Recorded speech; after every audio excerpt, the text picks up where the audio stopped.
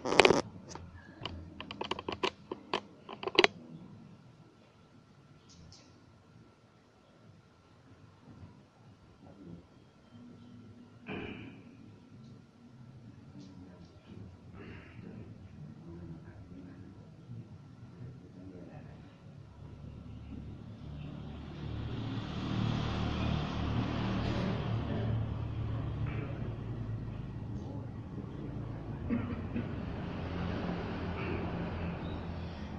mulai di Astaghfirullah Rabbal baraya, Astaghfirullah minal khataya, Rabbi zidni ilman nafi'an wa wafiqni amalan sholihan.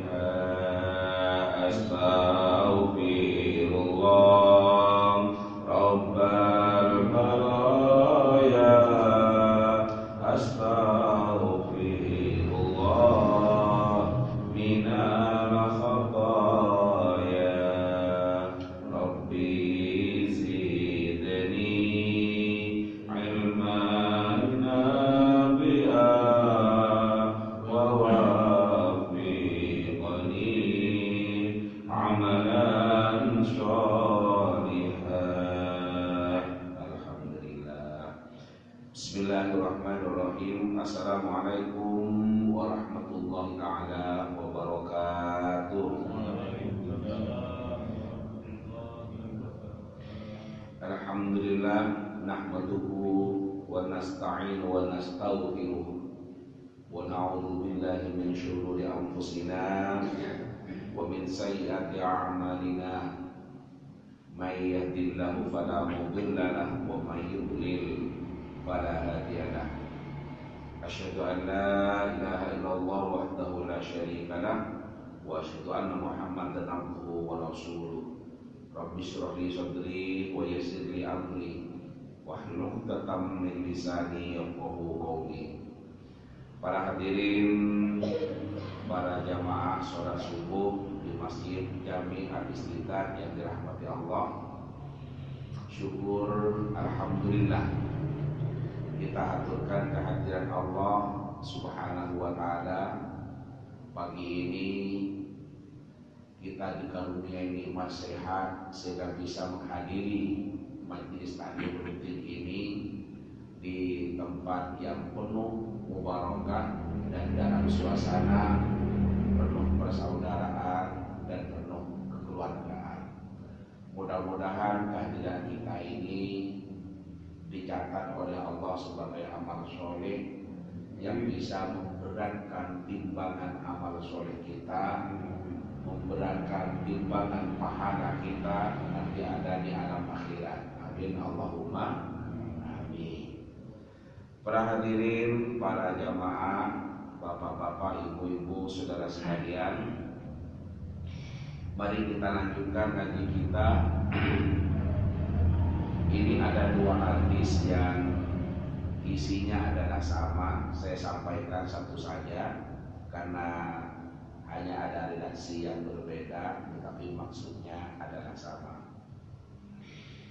Wa an Sahl bin Sa'din radhiyallahu anhu qala, dari sahabat Sahl bin Sa'id, semoga Allah ridha kepadanya, beliau berkata. Apa katanya sahabat Sahl ini? Qala Rasulullah sallallahu alaihi wasallam, Rasulullah pernah bersabda. Apa isi sabdanya? Ana wa kafirul yatim fil jannati hakala wa asara bis sababati wal wusta wa farraja bainahuma, ruwahul Bukhari. Wa kafirul yatim al-qaim bi umurihi. Ana wa kafirul yatim fil jannah. Aku, kata Rasulullah, wa kafirul yatim, dan orang yang memelihara anak yatim, fil jannah, duduk bersama di dalam surga. Maksudnya berada dalam surga. Hakadha, seperti ini.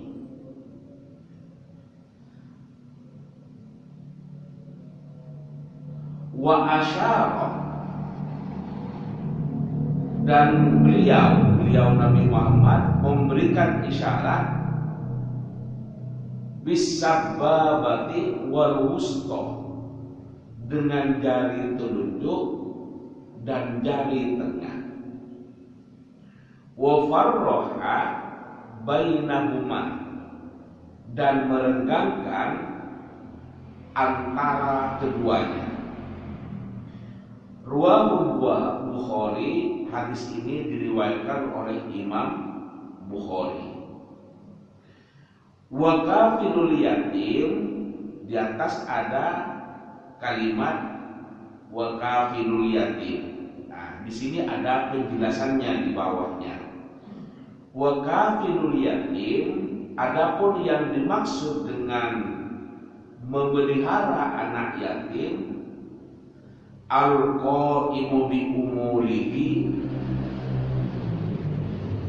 yakni mengurusi segala urusannya, segala kebutuhan hidupnya. Bapak Ibu hadirin sekalian yang dirahmati Allah, apa kandungan yang bisa dipahami atau penjelasan dari kandungan hadis ini? Begini, Rasulullah itu pernah bersabda yang sabdanya, ana wa kafirul yatim fil jannah hakadha. Saya, kata Rasulullah, dan orang-orang yang memelihara anak yatim itu adalah berada di surga seperti ini. Seperti ini, wa asyar bisababati wal wusta, Nabi memberikan isyarat. Hakadha menyebutkan seperti ini, memberikan isyarat, menunjukkan telunjuknya dan jari tengahnya. Wa farraja bainahuma, dan agak merenggangkan keduanya. Apa maksudnya ini? Ini menunjukkan bahwa kedudukan orang yang memelihara anak yatim, yang mengasuh anak yatim, yang menyantuni anak yatim, yang memberikan perhatian kepada anak yatim, itu adalah berada di tempat yang sama di surga. Artinya berdekatan dengan Rasulullah. Berarti sangat dimuliakan orang yang memperhatikan anak yatim, menyantuni anak yatim, sampai disebutkan oleh Rasulullah sederajat dengan Rasulullah, yakni sekelas dengan Rasulullah. Berarti apa? Kalau ditunjukkan dengan telunjuk jari tangan ini dengan jari tengah ini kan menunjukkan dekat.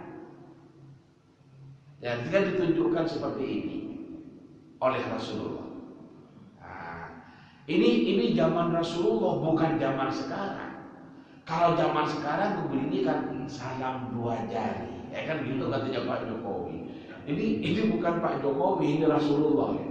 Kalau begini salam metal, important gitu.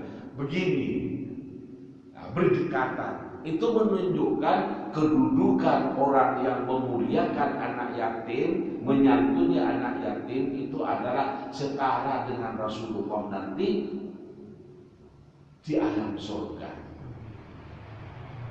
Itu. Nah, Para hadirin, para jamaah yang dirahmati Allah, apa kandungannya atau hikmah yang bisa kita pelajari dari hadis ini? Kalau menurut saya ada beberapa hal.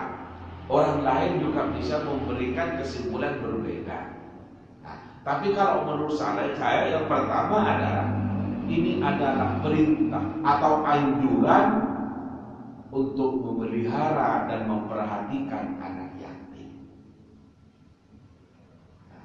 Orang yang memperhatikan, menyantuni, memelihara anak yatim itu adalah pahalanya sangat besar, keutamaannya sangat agung.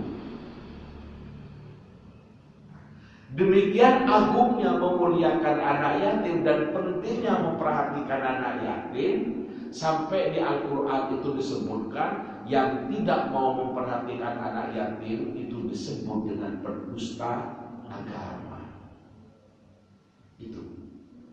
Jadi orang yang tidak memperhatikan itu oleh Allah dicap sebagai pendusta agama. Coba lihat dalam Al-Quran. Bismillahirrahmanirrahim. Ara'aitan ladzi yukadzibu biddin. Tahukah kamu, katanya Allah, siapa yang disebut sebagai pendusta agama? Yukadzibu biddin, pendusta agama. Fadzalikal ladzi yadhumul yatim, adalah orang yang menyanyiakan anak yatim, yang menelantarkan anak yatim. Dalam ayat ini tidak menyebutkan orang yang tidak haji, orang yang tidak puasa, atau orang yang tidak sholat, bukan. Dalam ayat ini jelas disebutkan yang disebut sebagai pendusta agama adalah orang yang menelantarkan anak yatim. Nah, ini maksudnya kita tidak boleh menelantarkan anak yatim. Karena kalau kita menelantarkan anak yatim, tidak memperhatikan anak yatim, itu disebut oleh Allah sebagai pendusta agama. Na'udzubillah. Itu. Karena itu kita berarti wajib memperhatikan anak yatim. Wajib memperhatikan anak yatim. Nah, memperhatikan anak yatim tentu sesuai dengan kapasitas kita, sesuai dengan kelas kita, sesuai dengan kemampuan kita.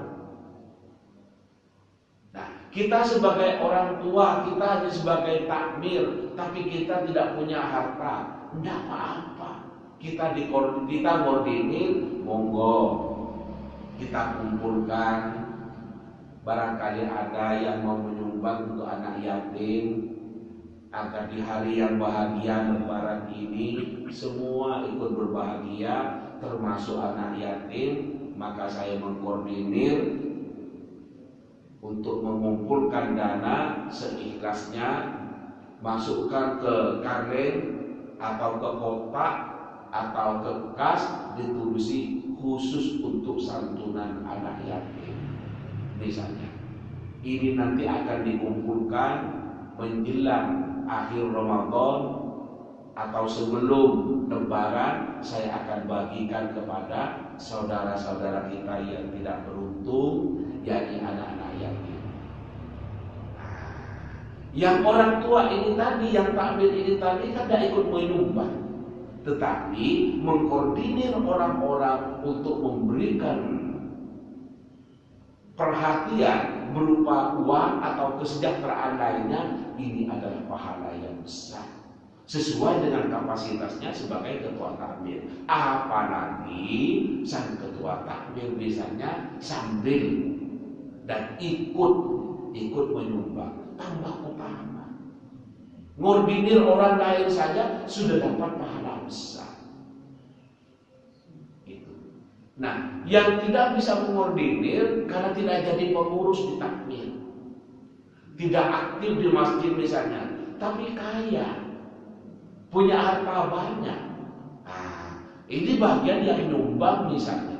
Yang lain nyumbang 100.000, nyumbang 200.000. Karena ini kaya langsung nyumbang bulan 10 juta. Kan bagus.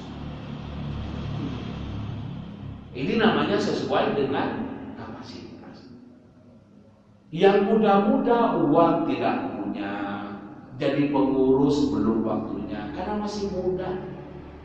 Tapi punya kemampuan mencatat. Nah, saya bagian administrasi agar tertib, karena dana ini dari masyarakat, maka ada laporan pertanggungjawabannya sebagai open management, sebagai transparansi, sebagai keterbukaan dan kejujuran bahwa kita takdir adalah amanah. Maka nyumbang bagian pencatatannya, bagian administrasinya. Ini sama-sama berperan, saya sebut tadi, sesuai dengan kapasitas kita. Yang tidak punya apa-apa, mau mencatat tidak bisa mengoperasionalkan komputer, mau nyumbang tidak punya uang misalnya, ya paling tidak mendoakan. Mudah-mudahan orang-orang yang nyumbang ke dana yatim ini Allah memberi kesehatan dan melancarkan rezekinya sehingga kita bisa tiap tahun memberikan bantuan seperti ini. Yang mendoakan, intinya sama-sama memberikan perhatian sesuai dengan kapasitas atau kemampuan kita. Ini kan bagus. Nah, apakah hanya menjelang Lebaran, Ustaz? Banyak momen-momen penting, misalnya sebentar lagi ada Isra Mi'raj. Kemarin atau sebulan sebelum ini adalah bulan Maulid. Sebelum Maulid ada tahun baru Islam Hijriah. Momen-momen itu diajak bersama-sama untuk berikan perhatian kepada anak yatim. Ini adalah luar biasa keutamaannya, dan ini adalah perintah dari Rasulullah. Balasannya nanti duduk bersama di surga bersama Rasulullah. Kita itu naik haji, kita itu umroh, bisa ziarah ke kuburan Rasulullah, sudah ada kebahagiaan yang luar biasa. Apalagi di surga kumpul bersama Rasulullah. Ya Allah, ini nikmat yang luar biasa.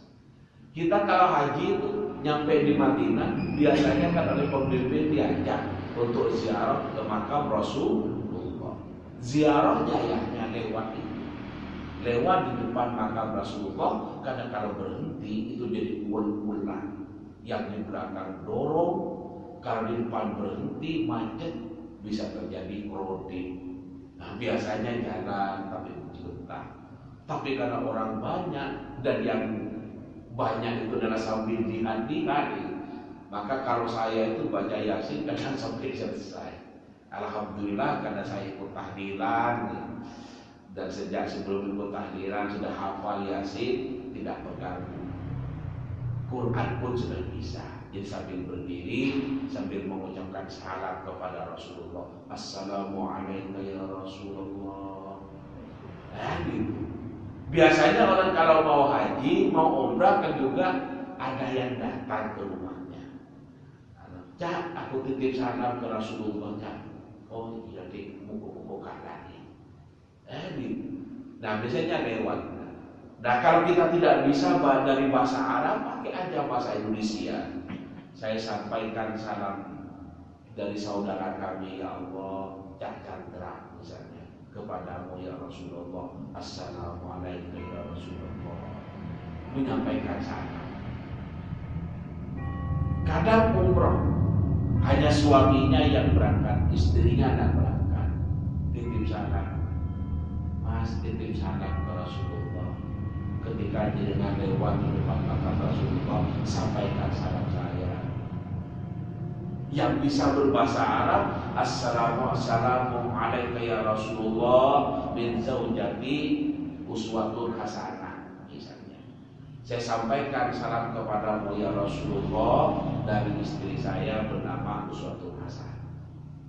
Yang tidak bisa bahasa Arab pakai bahasa Jawa juga tidak apa-apa. Allah sudah maha tahu, Allah maha mengerti, Allah maha alim. Itu. Itu adalah ajaran Rasulullah, perhatikan. Saya lanjutkan ayat berikutnya. Ara'aital ladzi yukadzibu biddin, tahukah kamu siapa yang disebut sebagai pendusta agama? Fadzalikal ladzi yad'ul yatim, adalah orang yang menyanyiakan atau menelantarkan anak yatim. Wala yahuddu ala ta'amil miskin, dan tidak memberikan makan kepada orang-orang miskin. Kita kadang datang ke panti asuhan memberikan sumbangan. Kita kadang datang kepada panti anak yatim. Tapi kita juga bisa mengundang mereka untuk datang ke rumahnya, bersama-sama diajak makan, dan memberikan makan ini adalah perbuatan yang sangat mulia. Tut'imut ta'am, memberikan makan itu adalah pahala yang keutamanya sangat besar. Bahkan orang yang memberikan makan kepada orang yang berpuasa, berbuka misalnya, itu pahalanya seperti orang yang berpuasa, sementara orang yang berpuasa itu tidak terkurangi pahalanya. Nah, mau kita memberikan makan kepada orang yang berpuasa untuk berbuka, pahalanya adalah seperti kita melaksanakan ibadah puasa. Orang yang berpuasa yang kita kasih makan itu tidak terkurangi sedikit pun pahalanya, walaupun menerima makanan berbuka dari kita. Karena itu maka sering juga kita lihat yang itu tradisi-tradisi yang diajarkan oleh nenek moyang kita, ada bawa makanan diletakkan di masjid. Orang menyebut takjil. Ada semangka, ada kolak, ada cendol, ada nasi kotak, ada kurma, ada aqua, dan lain sebagainya. Itu adalah pahalanya luar biasa. Karena sudah tiba waktu maulid, muadzin yang ada di masjid mengutamakan adzan, memberitahu kepada masyarakat bahwa sudah tiba waktunya berbuka. Setelah adzan kemudian ya minum teh, minum aqua, atau makan kurma. Ini kan pahala yang sangat besar. Dan kalau dulu tuh habis tarawih ada tadarus. Ada tadarus itu karena ingin juga mendapatkan pahalanya dari Al-Quran. Orang-orang yang tadarus kadang dikirimi sesuatu. Caranya itu adalah macam-macam. Bisa saja takmir itu menjadwal. Malam pertama siapa yang diminta sumbangannya. Malam kedua siapa juga yang diminta sumbangannya untuk memberikan makan atau berikan sekedar minum kepada yang baca Al-Quran, dijadwal. Agar tidak mubazir makanan itu, tentu takmir yang dijadwal orang tak ukur. Kalau jam segitu sudah bukan jam makan, hanya senik, hanya buah, maka orang diminta buah saja dengan harapan tidak mubazir. Itu diminum jatuh. Kalau di Masjid Raden Patah itu begitu. Malam itu ada istilahnya dapur Ramadan, Pak. Masjid Raden Patah di Brawijaya itu ada dapur Ramadan. Apa itu Pak dapur Ramadan? Habis tarawih itu adalah tadarus. Banyak yang tadarus. Orang-orang dari luar juga datang. Yang tadarus itu disiapin ada air panas, ada kopi, ada gula, ada teh. Orang-orang yang dibuat sendiri itu disebut dapur Ramadan. Menjelang akhir Ramadan itu biasanya banyak yang iktikaf. Dikoordinir juga, ada yang nyumbang untuk sahurnya orang-orang yang inginkan. Itu bagus. Dan kalau mampunya hanya sebungkus, 5 bungkus, ya beli saja semampunya, agar mereka bisa berjadwal. Demikian juga sorenya itu adalah ada kajian kurma, kajian Ramadan, apa lagi disingkat jadi kurma. Nah, kemudian ada takjilnya. Ini pahala yang besar. Itu memberikan makan kepada siapapun. Apalagi sekali lagi, apalagi diberikan kepada anak yatim, orang-orang miskin yang sangat membutuhkan, itu adalah semakin bertambah keutamaan. Di hadis yang lain itu disebutkan bahwa surga itu mushtaqatun, merindukan kepada orang-orang yang satu tut'imut ta'am, memberikan makan. Jannah mustaqatun ala arba'ati nafari. Surga itu merindukan kepada 4 golongan. Yang pertama adalah orang yang senantiasa memberikan makan. Itu. Jadi, ara'aital ladzi yukadzibu bid-din fadzalika alladzi yad'ul yatim wa la yahuddu ala ta'amil miskin. Wa wailul lil musallin alladzina hum an shalatihim sahun alladzina hum yura'una wa yamna'una al-ma'un. Itu Al-Qur'an surah Al-Maun. Nah, jadi yang pertama adalah anjuran memelihara anak yatim, atau perintah atau anjuran memelihara anak yatim dalam hal apa? Ya dalam urusan dunia dan akhiratnya. Urusan dunia itu apa? Ya makan, ya minum, ya tempat tinggal, ya pendidikannya. Tidak bisa memberikan makan, tapi bisa memberikan SPP kepada anak yatim yang tidak mampu membayar SPP, ya kita bantu. Jadi membantu atau memelihara anak yatim dalam segala urusan dunia, pendidikannya, pakaiannya, makannya, minumnya, dan urusan akhiratnya. Diajari agama sampai bisa baca Quran, diajari agama sampai bisa ngaji. Ini. Nah, kemudian yang kedua adalah memfasilitasi segala kebutuhan hidupnya seperti makan dan minum serta tempat tinggal.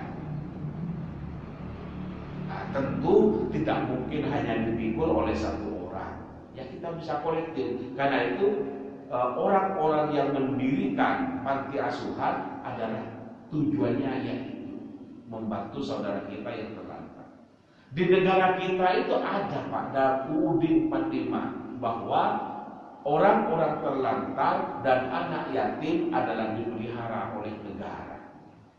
Karena itu siapapun yang jadi presiden tidak memperhatikan itu dosa kepada Allah, dosa kepada negara ini, karena negara sudah mengatur bahwa orang-orang terlantar dan anak yatim piatu dipelihara oleh negara.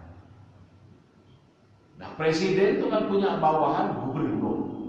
Gubernur punya bawahan bupati, wali kota.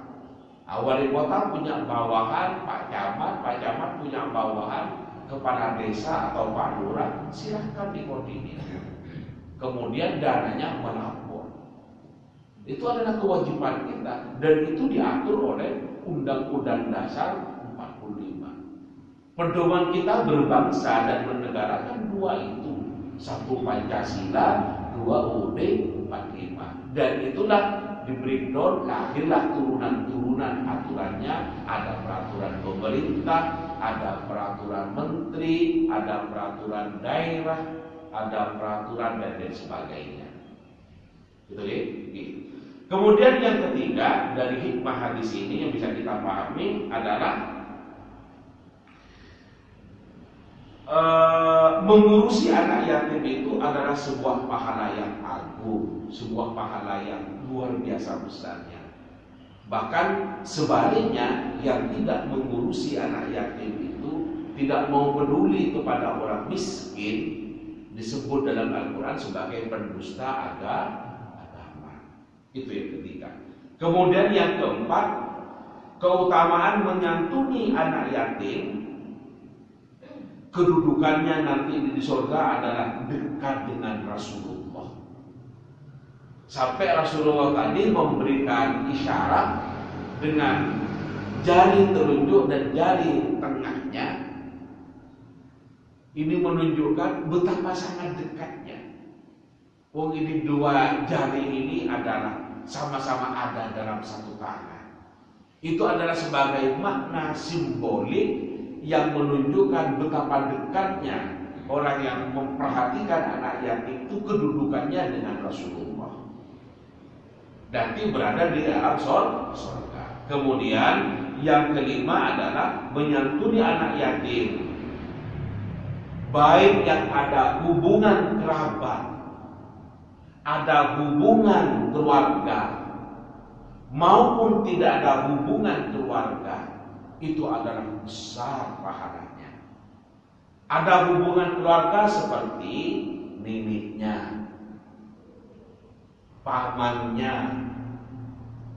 pakdenya, bibiknya, buliknya, kakeknya, dan lain sebagainya. Atau ibunya, karena bapaknya mati maka diasuh sendirian oleh ibunya, orang menyebut single parent. Itu adalah mengasuh anak yatim dari unsur keluarga. Atau orang lain tidak ada hubungan famili, tidak ada, tetapi peduli pada anak yatim, maka dia memberikan perhatiannya. Itu sama-sama memiliki pahala yang besar. Ada di WA itu beredar seruan atau ajakan, seruan bukan ajakan untuk memperhatikan anak yatim dari Palestina. Saya baca di koran itu, tiap hari di Palestina itu orang yang mati karena kena bom itu 450 orang. Semua negara sudah menyerukan untuk mengakhiri atau ada gencatan senjata antara Hamas dan Israel. Tetapi oleh Israel tidak diperhatikan. Kalau tidak keliru, sampai hari ini kisarannya sudah 10.000. Kapal itu sudah 9.000 sekian yang meninggal. Itu adalah banyak juga dari kalangan laki-laki, sehingga sekarang juga banyak anak yatim. Nah, kemudian apa ada yang mau mengasuh anak yatim? Tapi ada syaratnya. Setelah saya baca syaratnya, harus juga diasuh ibunya. Katanya, wadah, ini nggak ada bisa jadi masalah ini, masih. Ya, bahasanya merebut anak yatim ternyata harus juga bawa ibunya. Nah, satu. Ini bukan bonus demografi kalau ini. Kalau ditawarin bapaknya, gitu. Orang Palestina, kulitnya bersih, mulus, kuning, hidungnya mancung, matanya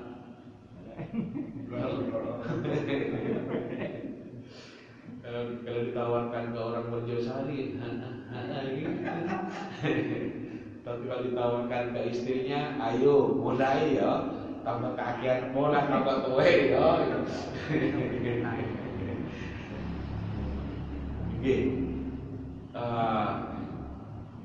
Tapi pemerintah Indonesia sekarang mengkoordinir LAZIS, Lembaga Amil Zakat Infak dan Sedekah setiap kabupaten.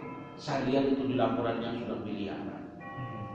Yang dikumpulkan per kabupaten dan per kota se-Indonesia sudah miliaran, Pak. Memang itu jadi penguasa kan punya kekuasaan. Atur saja dirikan lembaga amil zakat, bantu saudara kita yang seperti itu. Hanya membuat kebijakan, dana yang terkumpul sekarang sudah miliaran. Itu dikemas dalam bentuk peduli Palestina. Seperti itu. Nah, Pak, kok sampai ke sana, Pak? Tetangga saya banyak yang yatim, banyak yang kurang sejahtera. Monggo kita mulai dari keluarga kita, barangkali ada. Kita mulai dari tetangga kita, orang-orang dekat kita, baru kita sampai kepada Palestina. Kasihan. Tiap hari itu 450 orang yang meninggal. Sekarang sudah kisaran 10.000. Banyak Pak, mayat 10.000 itu banyak. Penduduknya hanya kayak Palestina itu berapa sih? Kan itu tidak seperti di Indonesia. Indonesia sekarang sudah mendekati mendekati 300 juta. Indonesia kapan itu sudah laporan sensus 280-an. Sekarang sudah mendekati ke 300 juta. Nah, intinya ya menyantuni anak yatim, memperhatikan anak yatim, baik dari keluarganya sendiri maupun orang lain, artinya tidak ada hubungan famili, adalah sama-sama utamanya.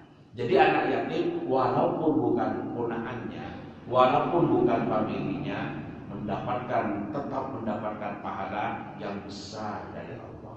Oke, Bapak Ibu, mudah-mudahan kita ditumbuhkan hati kita oleh Allah, kesadaran untuk memberikan perhatian dan kepedulian kepada saudara-saudara kita yang kebetulan memiliki nasib yang kurang beruntung. Punya uang 1.000, berikan 1.000. Punya uang 10.000, berikan 10.000. Siapa tahu pahala itu yang bisa membawa kita nanti di akhirat dan ke surga. Tidak usah banyak-banyak, tapi sesuai dengan kemampuan. Kalau kemampuannya memang banyak, monggo, itu lebih bagus. Karena seperti yang sering saya katakan, cepat atau lambat kita ini akan pasti mati. Sebelum mati, ayo manfaatkan umur kita untuk memperbanyak berbuat baik kepada anak yatim. Karena kalau kita sudah mati, hartanya bukan lagi kita yang berbagi. Itu saja yang bisa saya sampaikan dalam ngaji kita pagi ini, dengan harapan semoga ada barokah dan manfaatnya. Amin, Allahumma amin. Mari kita akhiri dengan bersama-sama membaca doa kafaratul majlis. Bismillahirrahmanirrahim. Subhanakallahumma wa bihamdika asyhadu an la ilaha illa anta astaghfiruka wa atubu ilaik. Demikian yang dapat kami sampaikan, kurang lebihnya kami mohon maaf. Hadanallahu wa iyyakum ajma'in ila shiratal mustaqim. Wallahu muwaffiq ila aqwamit thoriq. Assalamualaikum warahmatullahi wabarakatuh.